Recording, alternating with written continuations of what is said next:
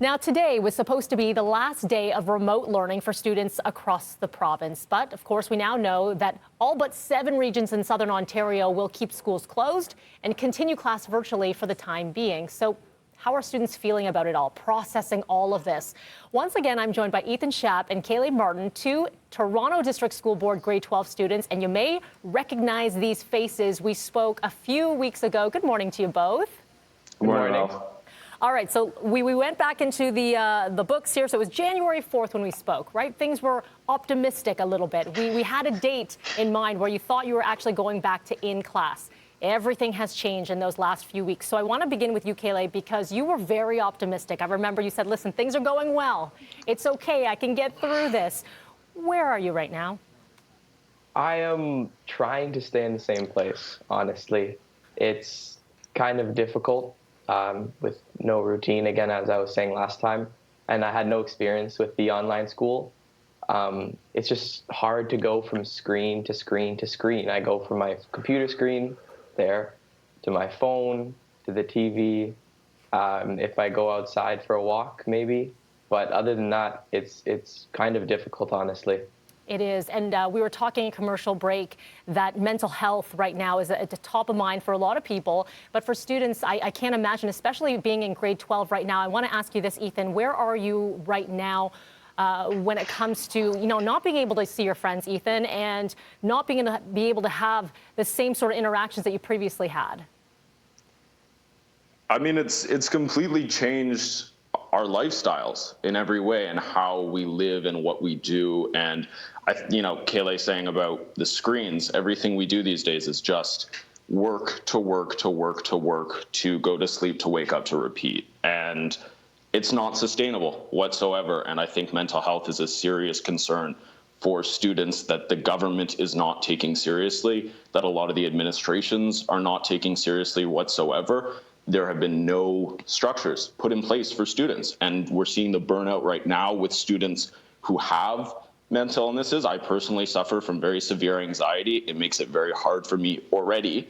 But now we're seeing a lot of the students who don't deal with these issues start to feel a lot of the burnout. And the general feeling, the consensus among students is that we're just exhausted. Yeah, I really feel for you guys, especially being in such a pivotal year, grade 12, as you look to post-secondary education.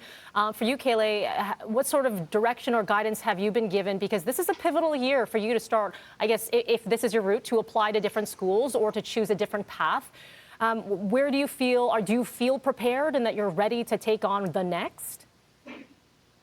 I feel prepared because I myself have done my research for universities from last year and the year before. I have an older brother, luckily, so I've seen him go through that process of application.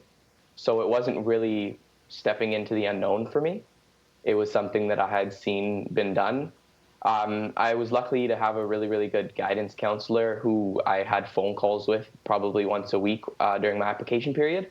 I've applied and I've got my results, and I'm through that phase right now. Now I'm just trying to keep my marks up. But as Ethan said, I think burnout is a perfect word for it, because it's going from big assignment to big assignment to big assignment, especially in a creative setting like a writing class. It's hard to keep that creativity up to par. No doubt. Ethan, I'm going to give you the last word here. So moving forward, we don't know the date. As for Toronto, we know the earliest would be February the 10th. But as we all know, things can change every single day. For you, what would make you feel comfortable going back to school? What do you think should be done? I think the truth of the matter is that we're not going to be back February anytime. We are going to be back maybe spring, maybe September. I mean, this is a second quarantine. We're in a second wave. And there needs to be a response that's appropriate to that, because they've tried to take an old system and integrate it online, and it has not worked whatsoever. We posted a petition actually recently that has somewhere between like 500 signatures in just like a day or two, that just really has some very clear-cut things like doing curriculum overview, trying to change the system a little bit so that it works to compress schedules, providing mental health supports for students. Like, the most bare minimum solutions to a lot of these problems that were just completely ignored. So I think it's a question of how is the government going to help students, teachers, unions, groups that are just tired of living like this, because I don't think it's sustainable, and I don't think we can keep doing this for another 6 months. Oh, I hear you on that. Ethan, Nkele, thank you as always for your time. I know you've got a busy day ahead to go screen to screen to screen, so we appreciate you taking the time out and getting up early for us. Thank you. Thank you. All right, 7:43 right now. Dina, I feel for these guys, but they're awesome. Me They're too, amazing. Mel, but you know what? Like my mom always said, you have to nourish your body, your brain, in order to do anything you have to do all day long well, and that's what's coming up next. Foodie Fridays, my friend, Deepa Prasad. Like Tammy said, eat what you're craving, friends. Might we interest you in a little corn flour empanada? There's Deepa Prasad with a little taste of Venezuela coming up right after this.